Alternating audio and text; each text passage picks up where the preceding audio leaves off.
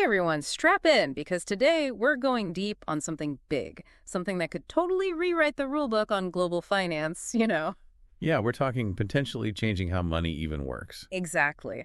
What if, and hear me out on this, what if you could pay for anything, anywhere, using one single currency? No more exchanging money at the airport, no more crazy international fees, just easy. That's the big idea behind BRICS Pay and this whole unit currency thing. It's ambitious, to say the least. Ambitious is an understatement. We're talking about a potential paradigm shift here. Luckily, we've managed to get our hands on some really interesting stuff. We've got marketing materials directly from BRICS Pay, technical breakdowns of how the system is supposed to function, even a whole white paper digging into the nitty-gritty of this unit currency. We're going deep, deep down the rabbit hole today. Oh, absolutely. And by the way, this isn't some pie-in-the-sky idea, folks. This is actually happening right now over at the BRICS Business Forum in Moscow. They're running a live test. Yeah. 500 rubles to anyone willing to give it a shot. QR codes, mobile wallets, making payments in your local currency. It all sounds surprisingly user-friendly, at least from the marketing materials. They're really pushing this whole financial sovereignty angle hard. A decentralized system, they say. Right. Putting you in control of your money. But is it really that simple? That's what we're here to unpack. Right. Because let's be real, the world of global finance, not exactly known for its simplicity and user-friendliness, right? Not exactly. Yeah. Here's what's got me intrigued. BRICS Pay, from what we can tell, isn't about burning the whole system down. Right. They're not trying to replace existing currencies entirely. It's more about integration. Integration? Yeah, like building a bridge between systems. Think of it like a universal adapter for the world of money. Okay, I like that analogy. Building bridges, not burning them down. But how does that actually work on a practical level? It's this fascinating centralized yet decentralized approach they're taking. Each country, they argue, would still have control over its own financial policies, its own systems. But the idea is that transactions could flow between them smoothly, like a well-choreographed dance, even with different partners. Okay, so far so good. But then we get to this unit thing, which is where things start to get really interesting, maybe a little complicated. Yeah, this is where we dive into uncharted territory.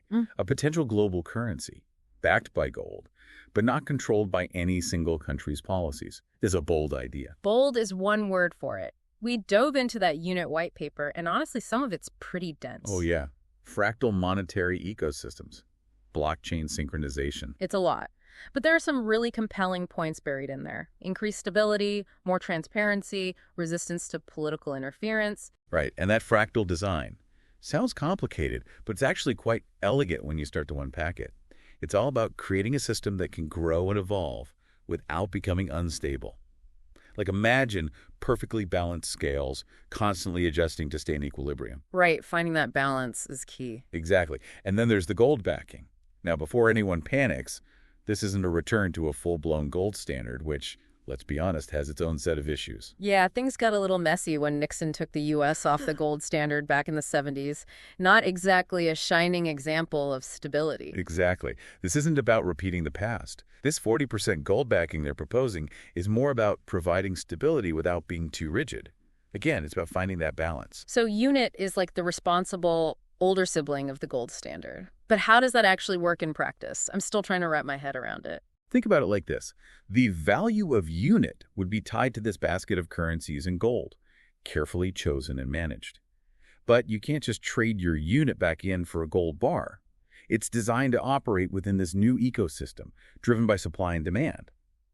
The goal, at least according to the white paper, is to create a system that's resistant to manipulation, not from governments, not from big financial institutions, apolitical money, striving to serve the people using it. Okay, I'm starting to get a clearer picture here. But what about trust? Because for any of this to work, people need to trust unit, right? 100%.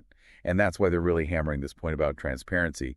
The unit white paper goes to great lengths to emphasize how important it is that the value of every element in that reserve basket is clear, open, and verifiable. Think of it like a public ledger, constantly updated so anyone can track the value of units backing, building confidence through verifiable data. That makes sense. But I have to ask, how do you even begin to manage that much gold? We're not talking about a few treasure chests tucked away in a vault, right? You've hit on a really important point. The logistics are mind-boggling. Their proposal involves a distributed storage system for the physical gold, spread across multiple high-security locations around the world. This minimizes risk, no single point of failure, and ensures no single entity controls it all. Decentralization for security, it's a common thread we're seeing in this whole system. Smart. So they've thought about security, but what about accessibility? Who can actually use this system? The white paper mentions something called a unit node, which sounds a little technical. It does, but the concept is actually pretty straightforward. Imagine a unit node as a digital gateway linked to a physical hub in the real world. Each hub would hold a portion of that reserve basket we've been talking about, gold, and those selected currencies. So are we essentially talking about a network of decentralized bank branches, all operating under the same set of rules, all connected through this unit system? You got it. And that's how they envision scaling the system up globally. Unit nodes popping up in cities and towns worldwide, each one capable of generating new unit tokens in exchange for the equivalent value from that reserve basket, all operating under strict rules to keep everything balanced and in check. Decentralized, but with safeguards in place. Got it. But how do they prevent any one country or currency from having too much influence? Because things can change fast in the global market. You're right, and they've thought about that. Remember that 30% limit outlined in the white paper? That's a key part of their strategy to prevent any single currency within the basket from becoming too dominant. It's a check against any one player having too much sway. Ah, right, I remember that detail now. So even if one country's currency suddenly explodes in value, it wouldn't be able to hijack the entire unit ecosystem. Exactly. It's designed to be flexible, adaptable. They've even got plans in place for managing those what-if scenarios. What if a unit node needs to exit the system? What if there's a discrepancy in the value of the underlying assets? They're trying to anticipate those challenges and build solutions right into the system's DNA. Wow, it's a lot to process. It's impressive, I'll give them that. They've really thought this through. But I have to ask, with all this talk of a new global currency, a new financial system, what does it actually mean for the average person? Like, if this actually takes off, how could it impact my life? How could it impact your life? That's the million-dollar question, isn't it? Yeah. And that's what we'll be exploring as we shift our focus in the final part of our deep dive. We'll be zooming in from the big picture to the everyday impact. What could this mean for you? Stay tuned to find out. So they're really trying to get ahead of those concerns about gold-backed systems, those criticisms you always hear. But this whole thing hinges on trust, right? People need to feel confident in unit, otherwise it's not going to get very far. Yeah, absolutely. Transparency is not negotiable here. Yeah. And they seem to get that. The unit white paper, really emphasizes this whole idea of a clear, open approach to how the value of each thing in that reserve basket is determined. Yeah, like that public ledger idea you mentioned. Exactly. A constantly updated public ledger so you can see exactly what's backing unit at any given time. Verifiable data, that's how you build trust. Okay, so that makes sense. But how do you even begin to manage that much gold? That's a logistical nightmare. We're not talking about a few bars in a vault somewhere, right? You're not wrong. The logistics are mind-blowing when you really think about it. But they've got a plan, at least on paper. Distributed storage. They're talking about spreading the physical gold across multiple highly secure locations around the globe. Ah, so that no one entity has control over all of it? Exactly. Minimizes risk that way, too. Yeah. No single point of failure. It all comes back to decentralization, which seems to be a core principle of this whole system. Makes sense. Okay, so they've thought about security, they've thought about transparency, but what about accessibility? Like, who can actually use this system? I know we touched on that unit node thing earlier, but I'm still a bit fuzzy on how that works. Right, so a unit node, it's basically a digital gateway that's linked to a physical hub in the real world. Okay. And each of these hubs would house a portion of that reserve basket we keep talking about, a mix of gold and those carefully selected currencies. So it's like a network of decentralized bank branches, all connected through this unit system, all operating under the same rules. You got it. That's exactly how they're picturing it. Yeah. Unit nodes popping up in cities and towns all over the world, and each one would be able to generate new unit tokens in exchange for the equivalent value from that reserve basket. So you go to a unit node, you hand over, say, dollars or euros or whatever, and you get the equivalent value in unit. Exactly. All governed by those strict rules we talked about, designed to keep the whole system balanced. Decentralized, but with safeguards. Okay. But what's to stop one country or one currency from becoming too influential? The global market is volatile. Things change fast. Oh, they're way ahead of you on that one. Remember that 30% limit we were talking about earlier? That's there for a reason. It's a check against any one currency in the basket having too much power, too much influence. Right. That makes sense. So even if one country's currency goes through the roof, It can't just take over the entire unit ecosystem. You got it. The system is designed to be adaptable. It can flex, rebalance. They've even thought about those what-if scenarios, like what happens if a unit node has to drop out of the system? What if there's a problem with the value of the underlying assets? They're trying to anticipate those challenges and bake solutions right into the system itself. It's a lot to wrap your head around. They've really thought of everything, haven't they? But with all this talk of unit, of this new global currency, this new system, how does unit actually interact with traditional currencies? I mean, are we talking about replacing the dollar, the euro, Yeah. or are they meant to exist alongside each other? That's the million-dollar question, right? And that's where things get really interesting. From what we've gathered, they're not necessarily looking to overthrow the current system.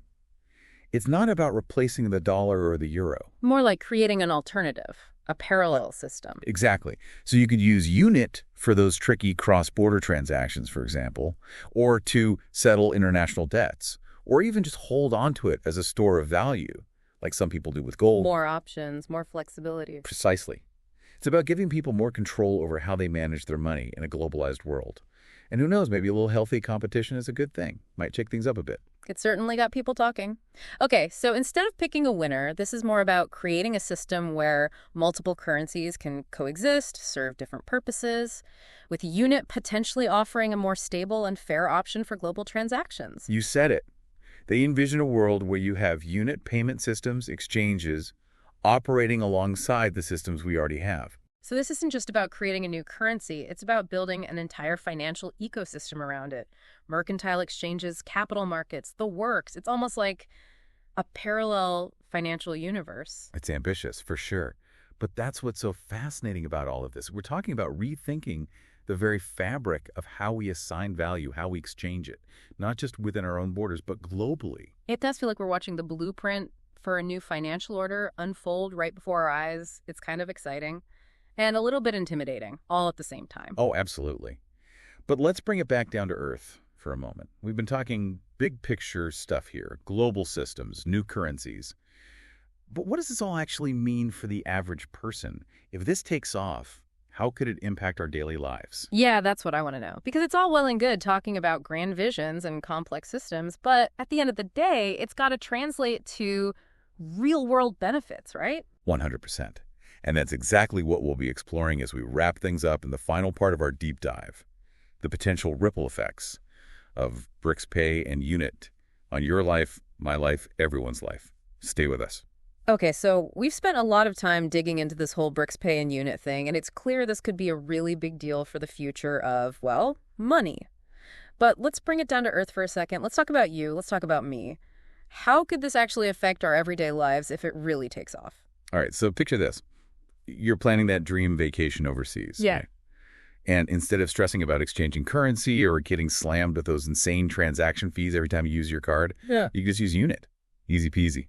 Just like using your local currency back home. Hold on. So no more trying to do those currency conversions in my head at some airport kiosk at 2 a.m. Sign me up. Right. It could seriously change the game for international travel. But it's bigger than just vacations, right? Think about businesses, especially those dealing with international trade. Unit could be a game changer for them. Because they're always dealing with fluctuating exchange rates, and all that political uncertainty around the world definitely doesn't help. Exactly. Unit could offer some much-needed stability. Protection against those wild swings in currency values. Could make global commerce less risky, more predictable. And that's good news for everyone, really. So potentially, this could lead to a more stable global economy overall, one that's not as vulnerable to those sudden crashes and shocks we keep seeing. Potentially, yeah. But it's important to remember that Unit is supposed to be, at its core, apolitical. This isn't about propping up one country or one economic system over another. Right. It's about creating a level playing field. Exactly. A system where value is determined by the market, not by politicians or backroom deals. And, going back to the source material here, that Unit white paper, they're very clear that this is a long game. It's about gradual evolution, not revolution. Yeah, they're talking about mercantile exchanges, capital markets, this whole intricate financial ecosystem built around Unit. It's a slow burn, not a flash in the pan. It's really incredible when you think about it. It's like they're building a whole new financial reality right alongside the one we're already living in. It's ambitious, no doubt about it.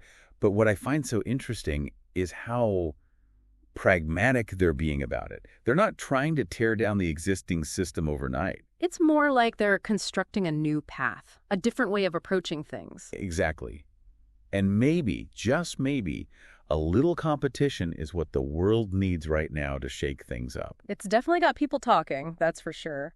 And it really makes you think, what would a genuinely fair and accessible global financial system look like? One that works for everyone, not just a select few. The billion-dollar question, right? And honestly, it's still too early to say what the long-term impact of all this will be.